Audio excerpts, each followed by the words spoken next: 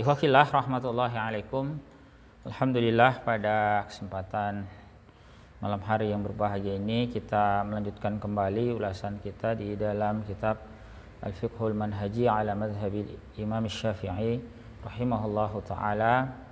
Masih di pembahasan tentang sunnah-sunnah salat. Ini tepatnya pada pembahasan tentang sunnah al-hayat. Sebagai pengingat ya, kita sudah membahas beberapa sunnah pada pertemuan yang lalu. Jadi, dalam kitab ini sunnah-sunnah sholat itu secara garis besar dibagi menjadi 3. Ini yang pertama, ada kesunnahan yang dikerjakan sebelum pelaksanaan sholat. Ya, ini ada 3 yang dikemukakan, yaitu al-azan, wal iqamah, kemudian wattikhasus sutrah, memakai atau menggunakan sutrah. Ini pembatas ya. Nah, itu sudah kita bahas pada pertemuan yang lalu. Jadi sunnah-sunnah yang dikerjakan sebelum pelaksanaan sholat. Kemudian ada juga sunnah bagian yang kedua, ya, sunnah-sunnah sholat yang dikerjakan pada saat pelaksanaan sholat.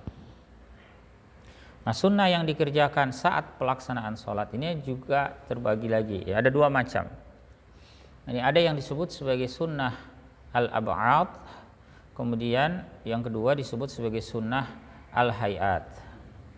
Di sunnah al-ab'ad itu artinya sunnah yang ketika ditinggalkan kita dianjurkan untuk menggantinya dengan sujud sahwi.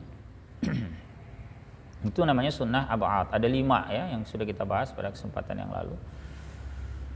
Nah, bagian yang kedua yaitu yang disebut sebagai sunnah al-hayat. Ini sunnah yang berada dalam pelaksanaan sholat, ya, tapi tidak dianjurkan ketika ditinggalkan, tidak dianjurkan untuk diganti dengan sujud sahwi. Ya. Kemudian yang terakhir nanti ya pada bagian akhir dari pembahasan sunnah-sunnah sholat ini adalah sunnah yang dikerjakan setelah sholat. Jadi kita masih pada bagian yang kedua sekarang. Ini sunnah yang dikerjakan pada saat pelaksanaan sholat. Separuhnya sudah kita bahas, yakni tentang sunnah al-ab'ad. Ini sunnah-sunnah yang ketika ditinggalkan kita dianjurkan untuk menggantinya dengan sujud sahwi. Itu sudah kita bahas ya. Nah, sekarang kita akan bahas bagian kedua dari sunnah yang dikerjakan saat pelaksanaan sholat. Ini al-hayat. Wa qad dzakarna anna al-hayati hiya sunanus sholati allati in tarakaha al-musalli lam yusanna jabruha bi sujudis sahwi bi khilafil ab'ad. Sudah kami sebutkan bahwa al-hayat atau sunnah hayat itu merupakan sunnah-sunnah sholat yang jika ditinggalkan oleh orang yang sholat tidak disunnahkan untuk menggantinya dengan sujud sahwi. Nah, bi khilafil ab'ad ini berbeda dengan sunnah al-ab'ad yang lalu ya, ada 5 itu. Nah, yakni tahiyat awal, kemudian kunut, kemudian bersolawat pada tahiyat awal ya, kemudian berselawat kepada keluarga Nabi Shallallahu Alaihi Wasallam ya pada tahiyat akhir ya. Ada 5 itu ya, dilihat lagi kembali pembahasan yang lalu. Nah, kalau itu ditinggalkan salah satunya disunnahkan untuk sujud sahwi. Itu al-ab'ad. Sementara al-hayat ini bi khilafil ab'ad, berbeda dengan sunnah al-ab'ad. Yakni jika sunnah al-hayat ini ditinggalkan oleh orang yang sholat, tidak dianjurkan untuk menggantinya dengan sujud sahwi. Wal hayatu tatalakhasu fi ma yali. Al hayat itu bisa diringkas ya sebagai berikut. Jadi sebetulnya cukup banyak ya, tapi di sini diringkas ya. Ini pun ringkasannya cukup banyak, ada belasan ya.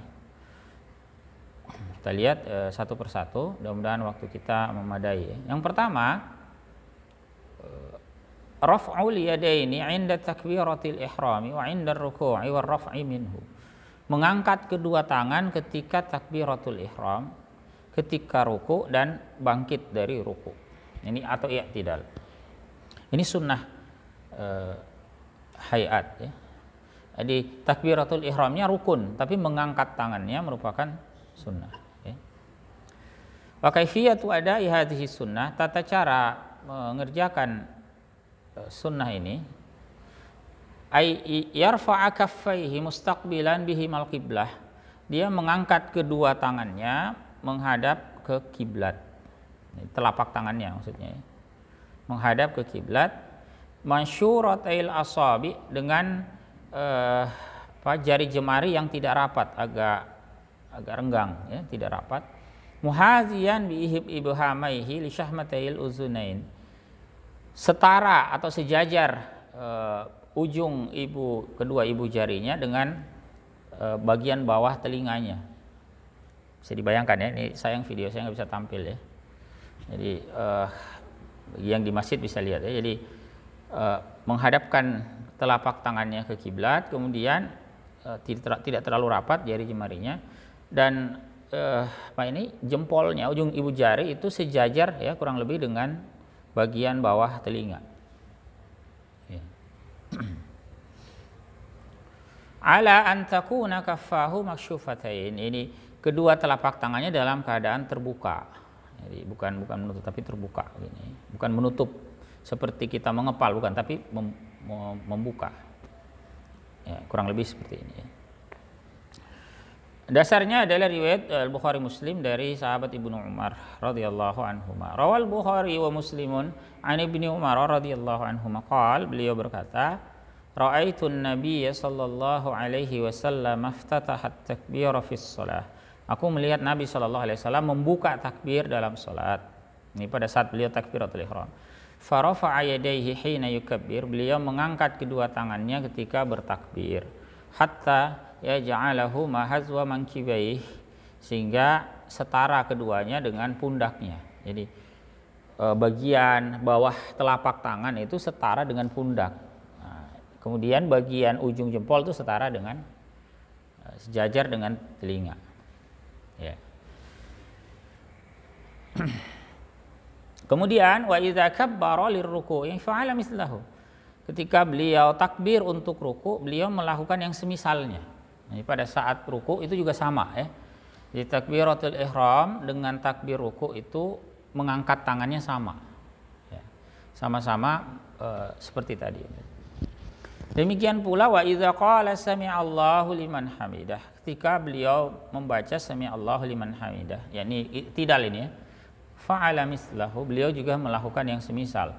Jadi i'tidal itu bukan mengangkat tangan seperti berdoa ya. Kalau kunut ya, tapi i'tidalnya sami'allahu liman hamidah itu bukan begini, tapi ya, bukan tangan seperti berdoa, tapi seperti ketika takbir rukuk tadi atau takbiratul ihram.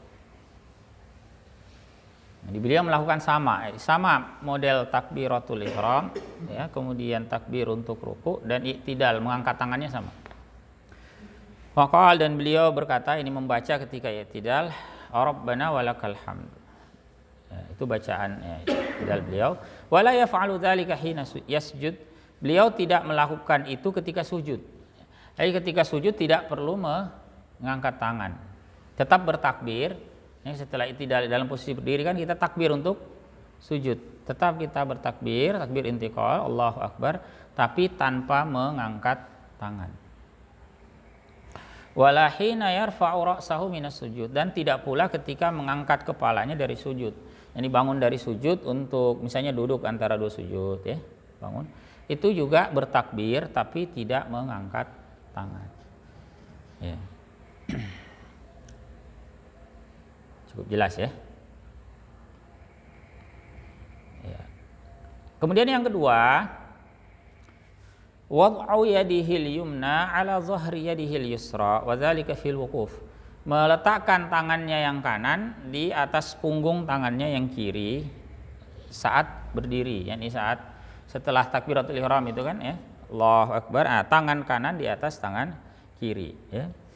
Bagaimana tata caranya? Kaifiyatu dzalik ayyadha yadahul yumna ala zahri kaffin wa rasil yusra.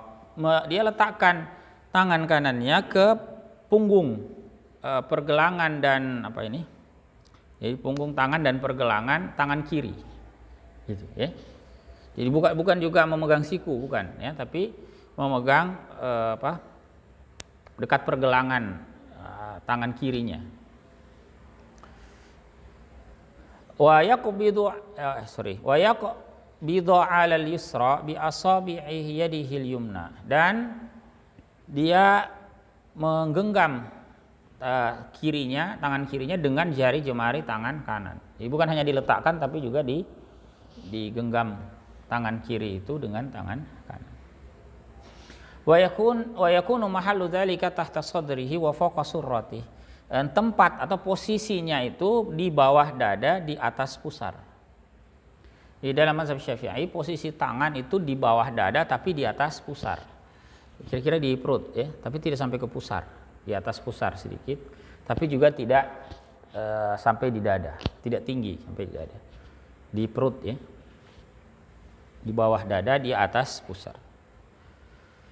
Dasarnya adalah hadis riwayat Imam Muslim ya, li khabari Muslimin an Wa'il bin Hujr radhiyallahu anhu. Dari Wa'il bin Hujr radhiyallahu anhu annahu ra'a an-nabiy sallallahu alaihi wasallam rafa'a yadayhi hina dakhala fi shalat. Beliau melihat Nabi sallallahu alaihi wasallam mengangkat kedua tangannya ketika masuk ke dalam salat, ini takbiratul ihram tadi. Tsumma wada'a yadahu al-yumna 'ala al-yusra, kemudian beliau meletakkan tangan kanannya di atas yang kiri. Wa 'inda an-Nasa'i, dalam riwayat An-Nasa'i, tsumma wada'a yadahu al-yumna 'ala kaffihi al-yusra war-rusughi was-sa'id. Kemudian beliau meletakkan tangan kanannya atas telapak tangan kiri, pergelangan dan tulang ini tulang apa namanya ini ya? Tulang siku, tulang hasta ya, tidak sampai siku, tulang lengan bawah.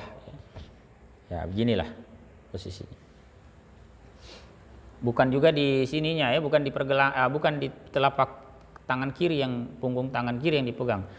Ini dekat pergelangan.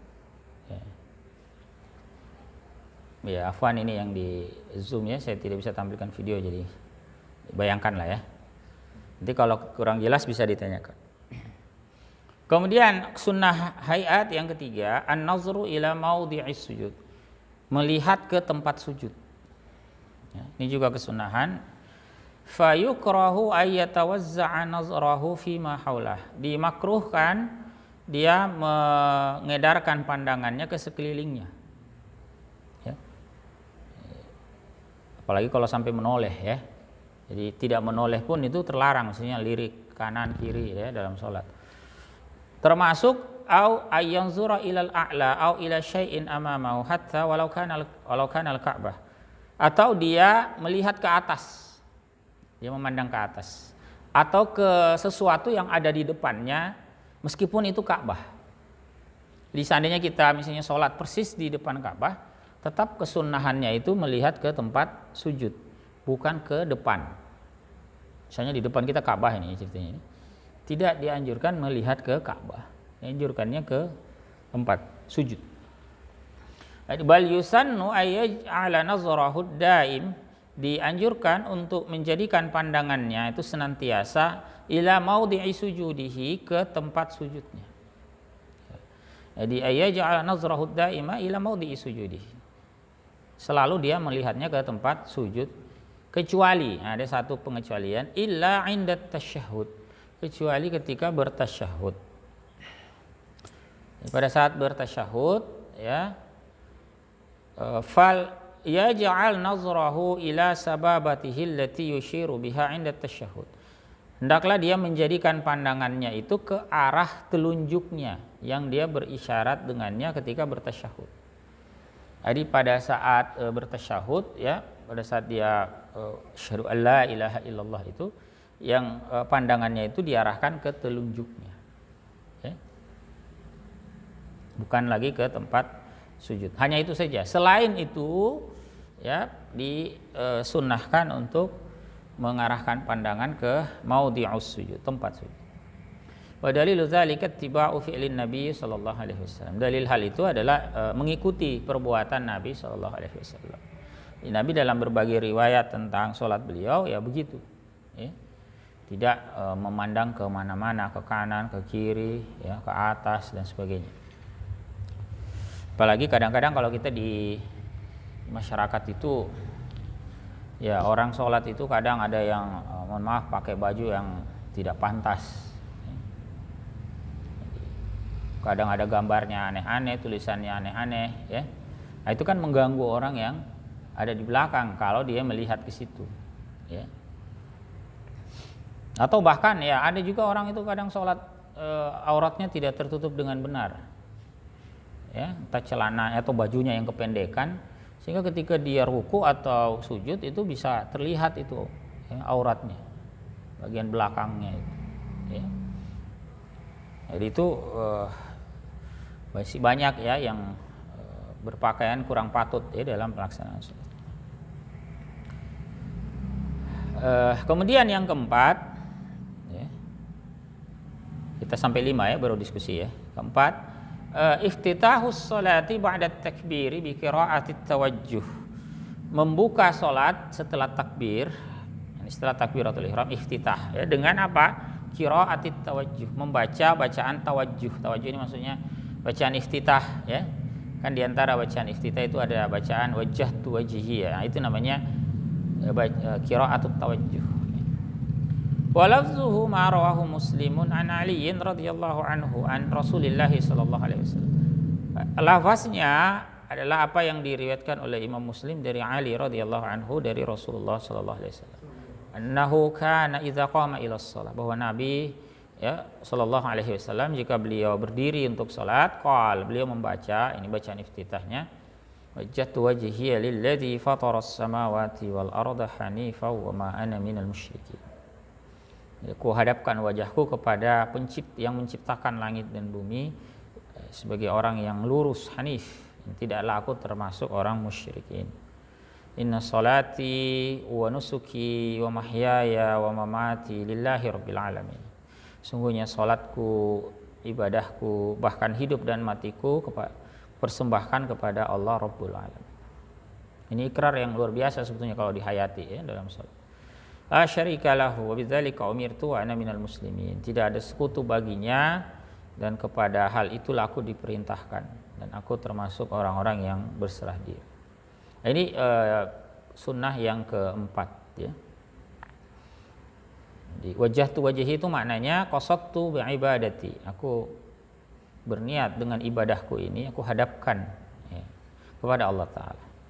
Kemudian fatara itu maknanya ibtada'a khalqaha, yang menciptakan pertama kali. Kemudian hanifan maknanya ma'ilan ila dinil haq, ya, condong kepada din yang hak. Kemudian makna nusuki itu adalah ibadati wa ma taqarrabu bihi ilallah Ta'ala, ya, ibadahku dan apa saja yang aku gunakan untuk bertaqarrub kepada Allah Ta'ala. Nah, kapan dianjurkan membaca ini? Maka nustihbabit tawajjuh, ya, tempat dianjurkannya bertawajjuh ini, ya, ini membaca bacaan tadi.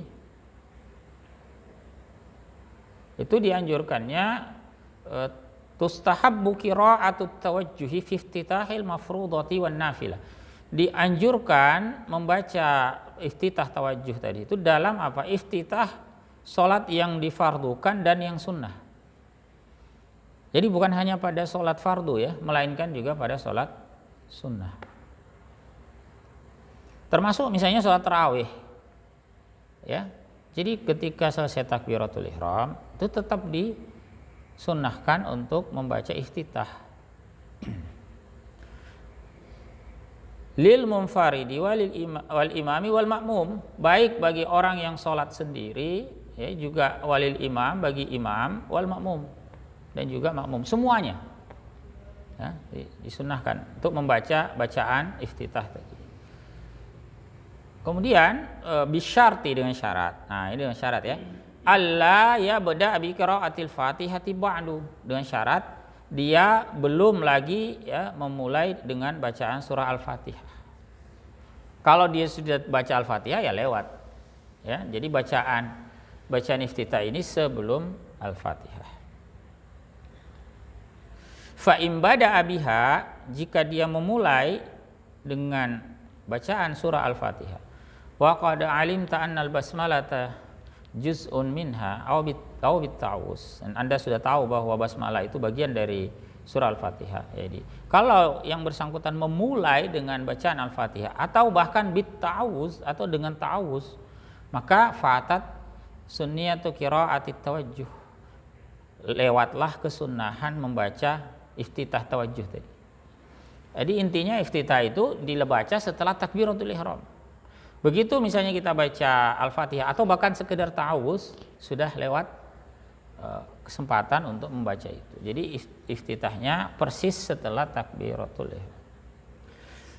Kalau sudah terlanjur membaca ta'awuz misalnya, apalagi basmalah, fala yambaghi ay ya'uda ilaihi walau kana nasiyan. Maka tidak sepatutnya dia kembali lagi ke membacanya, ya, walaupun dia lupa. Atau misalnya begini ya, atau misalnya ada kejadian kita misalnya terlambat sholat sholat zuhur misalnya, kita datang masjid sudah sholat, kemudian imamnya masih berdiri posisinya, kemudian kita ikut di belakang. Nah ini karena bacaan sir, kita kan tidak tahu bacaan imam ini sudah sampai mana. Kemudian kita segera membaca Al-Fatihah. Takutnya nanti ternyata imamnya segera ruku. Karena kita khawatir imamnya segera ruku, maka kita membaca surah Al-Fatihah. Ternyata setelah surah Al-Fatihah dibaca, kita baca satu surah lagi misalnya, ternyata selesai, imamnya masih belum ruku.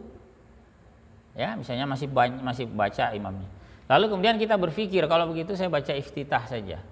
Kan tadi iftitahnya belum saya baca. Tidak lagi ke situ, ya. Karena kesempatannya sudah berlalu. Kalau Anda mau membaca lagi, ya baca saja surah yang lain atau ayat yang lain. Ya, gitu. Atau dia lupa, ya, dia lupa. Ya, kalau lupa ya sudah lewat, ya. Kemudian wala tustahabbu qira'atut tawajjuhi fi sholatil jenazah. Tidak dianjurkan membaca iftitah tawajjuh ini pada sholat jenazah. Oh jelas, kalau sholat jenazah jelas. Setelah takbiratul ihram sholat jenazah yang pertama kita baca Al-Fatihah, ya. Ada tata caranya khusus. Kemudian wala fi sholatil fardhati idza dhaqa waqtuha. Tidak pula pada sholat fardu jika sempit waktunya. Ada orang kan pulang kantor jam 2 siang, capean tidur. Begitu dia bangun, waktu asar hampir habis. Nah, waktu asar hampir habis ini, kurang 5 menit. Waktu asar hampir habis, kurang 5 menit misalnya, dia wudhu segala macam, kurang 2 menit, kurang 1 menit. Nah ini kalau dia baca lagi iftitah, waktunya sempit. Karena minimal kalau orang terlambat itu, minimal dia dapat 1 rakaat agar dihitung dia mengerjakannya masih di waktunya. Jadi kalau sholat asar dia masih dapat 1 rakaat, ya nggak masalah, ya. Setelahnya azan pun tetap saja dia teruskan sampai selesai, ya. Ini pada kasus seperti tadi, ya, sempit waktunya karena memang ada uzur, bukan sengaja sholat di ujung waktu, ya. Jadi jangan cari-cari alasan sengaja sholat di ujung waktu. Yang penting nanti masih dapat 1 rakaat, tidak apa-apa katanya Ustadz. Bukan begitu maksudnya, ya. Ini konteksnya sekali lagi, ya, ada kondisi-kondisi yang membuat dia sholatnya di ujung seperti itu. Jadi tadi misalnya tertidur, ya. Jadi kalau sudah sempit waktunya, maka tinggalkan sunnah ini. Karena mendapati sholat masih pada waktunya itu lebih diutamakan daripada mengerjakan sunnah tawajjuh tapi waktu habis. Paham maksudnya, ya? Ya. Bihaitsu khasyiya in ishtaghala bi qira'atit tawajjuhi ay yakhrujal waqtu. Di mana dia khawatir ketika sibuk, ya, dia menyibukkan diri dengan membaca qira'atut tawajjuh tadi, keluar waktu, habis waktu. Ya, gitu ya. Kemudian yang kelima, ini yang kelima sebelum kita diskusi, al-isti'azatu ba'da tawajjuh. Ya, beristi'azah, membaca ta'awuz setelah tawajjuh tadi, setelah iftitah disunahkan baca ta'awuz sebelum membaca Al-Fatihah. Ya. Wa hiya ay yaqula a'udzubillahi minasyaitonir rajim. Ini dia membaca a'udzubillahi minasyaitonir rajim. ia beda ubiha qira'at al-Fatihah. Dia memulai dengannya untuk membaca Al-Fatihah. Jadi dia ta'awuz dulu baru baca Al-Fatihah. Namun fa iza syara'a fi qira'atil Fatihati qabla ay yasta'iza fatatil isti'azatu wa kariha ya'uda ilaiha. Jika dia sudah terlanjur masuk dalam membaca Al-Fatihah sebelum berta'awuz, maka lewatlah isti'azah itu dan dimakruhkan untuk kembali lagi ke situ. Jadi kalau dia sudah terlanjur bismillahirrahmanirrahim alhamdulillahirabbil alamin baru dia ingat saya belum ta'awuz. Tidak perlu lagi berta'awuz tapi melanjutkan bacaan. Ya. Jadi prinsipnya kesunahan ini pun juga tertib ya. Kalau sudah lewat waktunya jangan lagi kembali ke situ. Nanti tidak tertib ya. Dasarnya adalah firman Allah Ta'ala dalam surat An-Nahl. Liqaulihi subhanahu fa iza qara'tal Qur'ana fasta'iz billahi minasyaitonir rajim. Jika engkau membaca Al-Qur'an maka berlindunglah kepada Allah dari syaitan yang terkutuk. Dalam surat An-Nahl ya. Baik, ikhwah fillah rahimakumullah, itu 5 kesunahan al-hayat yang pertama ya. Jadi 5 bagian yang pertama. Sebelum kita lanjut ke bagian yang ke-6 dan seterusnya, kami berikan kesempatan kalau ada di antara ikhwah sekalian yang ingin berdiskusi ya, terkait 5 perkara tadi. Ya, bagi yang di Zoom boleh memanfaatkan juga kolom chat ya, atau bertanya secara langsung juga boleh ya. Jadi sebagai pengingat tadi kita sudah membaca 5 ya sunnahnya. Ini yang pertama mengangkat tangan ketika takbiratul ihram, ketika ruku dan ketika i'tidal. Lalu yang kedua meletakkan tangan kanan di atas tangan kiri ketika ini bersedekap ya. Ketika berdiri, kemudian memandang atau melihat ke tempat sujud bukan ke tempat lain kecuali pada keadaan tasyahud ya. Kemudian yang keempat membaca iftitah setelah takbiratul ihram. Lalu yang kelima berta'awuz setelah iftitah tadi sebelum membaca surah Al-Fatihah ya. Baik, ada yang mau ditanyakan? Ini sambil saya baca ada pertanyaan di kolom chat ya. Assalamualaikum warahmatullahi wabarakatuh. Waalaikumsalam warahmatullahi wabarakatuh. Silakan. Waalaikumsalam warahmatullahi wabarakatuh, Prof. Saya manfaatkan Zoom ini karena ada kegiatan di proses saya tidak sempat ke masjid ini. Iya, ya silakan, Prof. Assalamualaikum warahmatullahi wabarakatuh. Tadi Pak Ustaz sempat menyinggung masalah aurat ya, saya bertanyakan kalau ada aurat yang tidak sengaja, kan kalau terbuka kadang-kala biasanya juga laki-laki ya, Iwan itu kadang-kala kadang-kala pakai baju kos pendek. Pada saat sujud itu kadang-kala baju kosnya itu naik sehingga auratnya kelihatan gitu. Ya, bagaimana kalau keadaan ini kan pada saat awal mulai takbiratul ihram itu mungkin dia sangka bahwa biasanya kan ada kos yang melorot itu. Pada saat sujud langsung dia naik itu langsung kelihatan semacam kadang-kadang kelihatan semacam ya minta maaf ini ya semacam padat lah begitu. Iya. Itu bagaimana keadaan ini? Iya, baik. Halnya tidak disengaja, tapi awalnya itu dia beranggapan sudah tertutup semua aurat. Iya. Demikian aja kalau wanita aja kan kadang-kadang dia pakai kerudung, tapi kadang-kadang juga tidak sempat tertutup semuanya begitu. Iya, iya. Oke, kalau yang maksudnya begini, awalnya itu semua sudah tertutup, tapi pada saat gerakan selanjutnya apakah dia ruku atau sujud itu kadang-kadang langsung terbuka begitu, apalagi kalau pakai baju kos. Ya bagaimana ini pandangan Ustaz? Iya, baik Prof. Kasih banyak atas pertanyaannya ya. Kita cukupkan dulu, sudah ada 2 pertanyaan yang masuk ya. Jadi yang pertama berkaitan dengan pertanyaan Prof. Harfa tadi. Kalau ada orang sholat auratnya terbuka, nah, prinsipnya begini, ini sudah pernah kita bahas dulu ya ketika membahas tentang aurat, kami sampaikan kembali. Kalau auratnya sengaja dia perlihatkan, maka sholatnya batal, ya. Meskipun hanya sebentar. Tapi kalau tidak sengaja, ya misalnya tertiup angin misalnya ya, atau misalnya ada muslimah sholat ternyata anaknya narik kerudungnya misalnya sehingga rambutnya kelihatan sedikit gara-gara ditarik anaknya, tapi dia segera menutup kembali, maka karena itu terbukanya tidak sengaja dan dia segera menutup maka tidak mengapa. Tapi kalau sengaja ya kemudian Meskipun sebentar, kalau sengaja ya, kalau sengaja batal. Tapi kalau tidak sengaja maka segera dia tutup, tidak mengapa. Nah, bagaimana kalau kasus seperti tadi, orang berpakaian pendek misalnya, atau bukan pendek juga, mungkin pas-pas sehingga ketika bergerak terbuka. Nah, ini perlu dilihat, kalau baru pertama kali dia seperti itu masih bisa dianggap dia tidak sengaja. Misalnya dia nggak tahu kalau ternyata pakaiannya terbuka auratnya ketika dia rukuk misalnya atau sujud. Tapi kalau sudah pernah dia melakukan yang semacam itu dan dia tahu itu bisa memperlihatkan auratnya, maka batal sholatnya. Karena dianggap ada unsur kesengajaan. Ya, mudah-mudahan bisa dipahami ya. Jadi berpakaian itu juga berpakaianlah yang ini ya, berpakaianlah yang pantas ya. Jadi mau sholat ya, bukan hanya yang memperlihatkan secara langsung ya. Hati-hati juga dengan pakaian yang ketat. Ini bukan hanya pada perempuan ya, laki-laki itu juga bisa sangat ketat pakaiannya. Ya.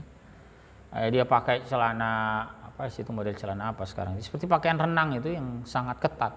Pernah lihat pakaian renang anak-anak laki-laki itu? Ketat itu sampai terbentuk itu kan, bentuk badannya itu kalau ada misalnya tulang lututnya menonjol itu kelihatan. Itu juga tidak menutup aurat dengan benar ya. Jadi bukan sekedar memperlihatkan kulit, hati-hati ya. Pakaian yang sangat ketat sekalipun juga bisa dianggap tidak menutup aurat. Bukan hanya bagi perempuan tapi juga bagi laki-laki ya. Ya, hati-hati juga termasuk olahraga ya. Ini juga kita ingatkan. Selain sholat ini ya. Jadi aurat itu tidak boleh terlihat bukan hanya pada saat sholat. Di luar sholat pun juga tidak boleh terlihat. Kecuali bagi orang yang boleh melihatnya. Jadi muslimah kita nutup aurat itu bukan hanya ketika menghadap Allah Ta'ala dalam sholat. Bukan. Dia ke tetangga, dia berjalan kemana, itu juga wajib menutup aurat. Tidak berbeda auratnya ketika sholat dengan ketika berjalan. Bahkan kalau dalam mazhab Syafi'i itu lebih ketat lagi. Aurat di luar sholat itu lebih ketat. Dalam mazhab Syafi'i itu wanita sholat membuka wajah boleh. Tapi dalam perjalanan, dalam keluar rumah, dia wajib menutup wajah. Itu dalam mazhab Syafi'i. Ya. Jadi jangan dikira menutup aurat itu hanya ketika sholat. Jadi dari luar sholat pun wajib menutup. Jadi jangan kira laki-laki kalau olahraga main futsal kemudian nggak apa-apa buka aurat sama laki-laki. Tetap wajib menutup aurat. Bukan hanya dalam sholat atau dalam komunitas sama laki-laki lantas membuka begitu saja ya, tidak boleh ya. Ini menjadi perhatian ya.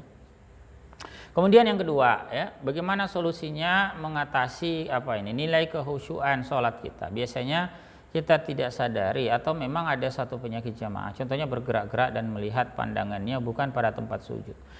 Waalaikumsalam warahmatullahi wabarakatuh. Begini, inilah pentingnya masyarakat itu diajari tata cara sholat yang benar. Banyak masyarakat itu belum tahu cara sholat yang benar itu.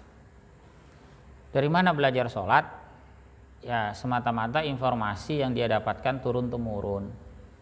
Belum tentu penjelasannya rapi, sistematis. Kadang-kadang informasi yang dia dapatkan ala kadarnya. Ya, maka penting ya majelis-majelis ilmu itu dihadiri oleh masyarakat ya, termasuk kajian-kajian tentang sholat ya. Nah, khusyuan ini nanti masuk dalam pembahasan juga ya, ada nanti di bagian-bagian akhir. Tapi khusyuk itu ada dua macam, ada khusyuk yang sunnah, ada juga khusyuk yang wajib. Nanti kita akan bahas di belakang ya.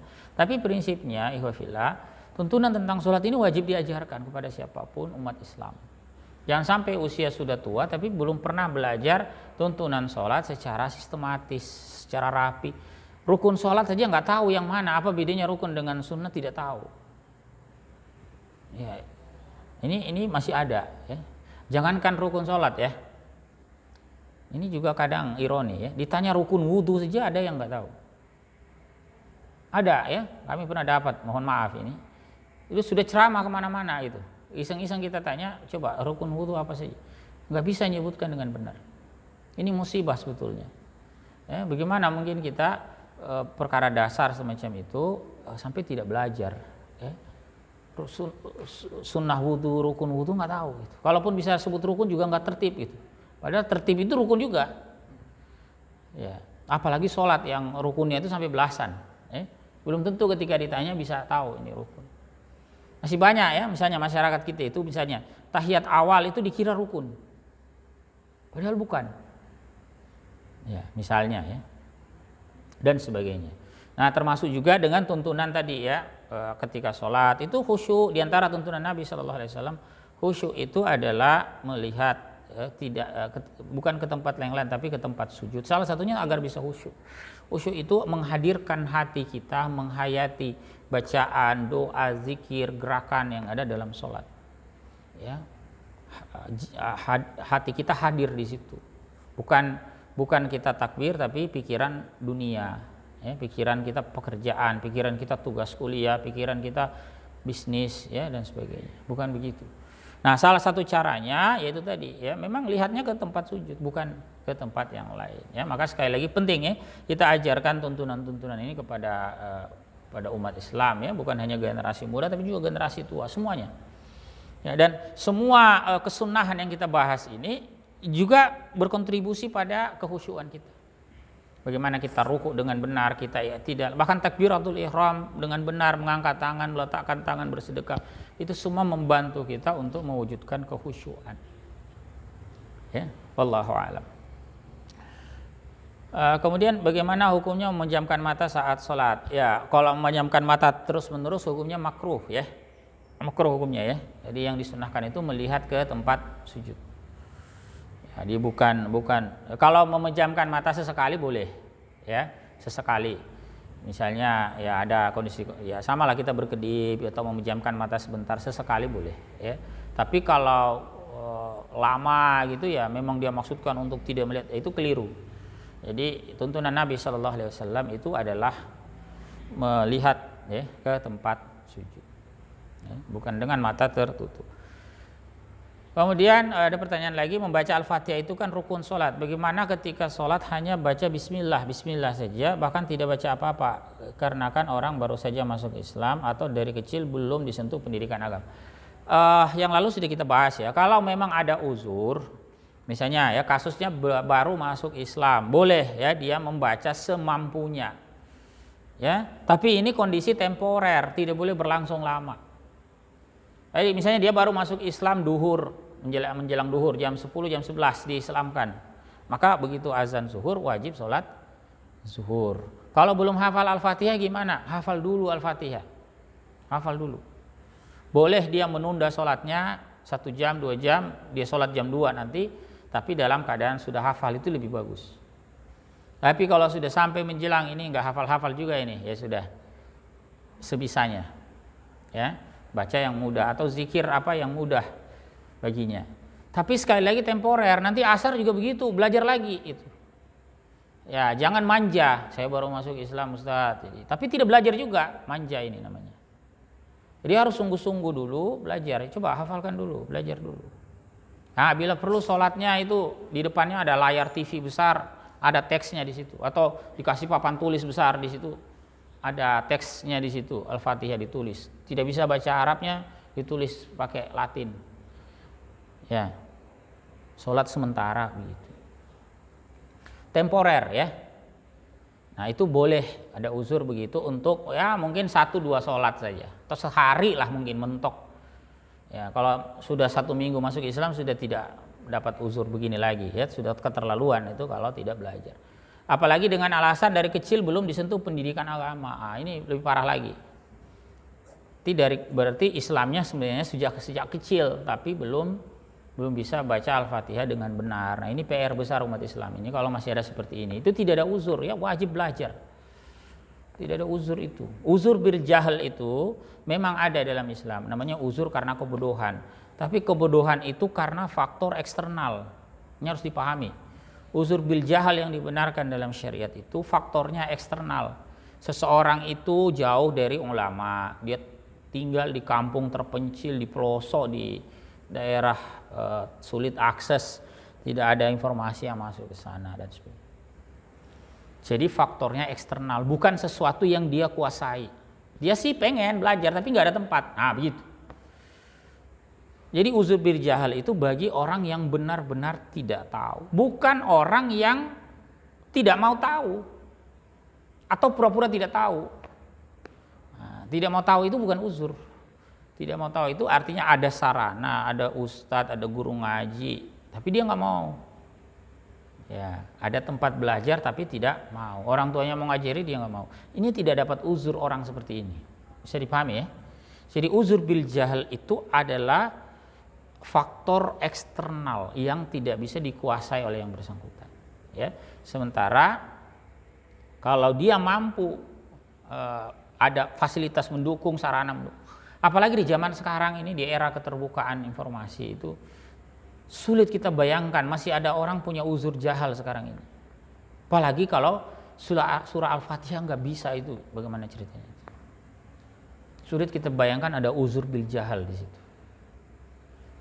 Nah, jadi sekali lagi ya belajarlah ya, belajar. Mudah-mudahan bisa dipahami ya. Allahu alam. Kemudian ada lagi mungkin yang di masjid, kalau ada yang mau ditanyakan silakan. Kalau nggak ada kami lanjutkan ya. Nggak ada ya? Oh, habis juga waktunya ya. Ada? Jadi masih ada?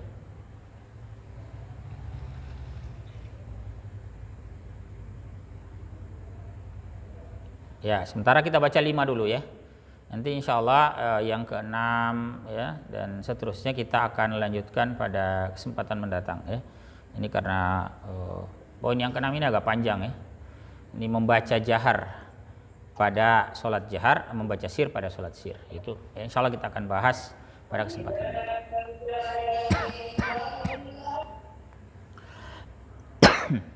Baik, kalau tidak ada lagi, ikhwah fillah kita cukupkan ya.